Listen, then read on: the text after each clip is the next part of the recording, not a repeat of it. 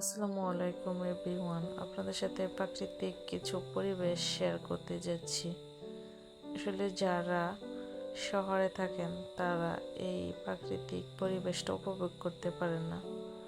আমরা গ্রামে আছি বলে অনেক কিছু উপভোগ করতে পারি। দেখেন ফসলগুলো কত সুন্দর দেখতে, মাশাআল্লাহ অনেক ভালো লাগতেছে।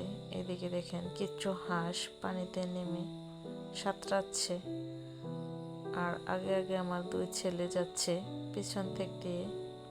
আমি ভিডিও ক্লিপ নিচ্ছিলাম।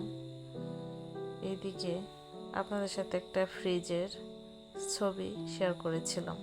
এখন দেখেন ভিডিওটা শেয়ার করতে যাচ্ছি।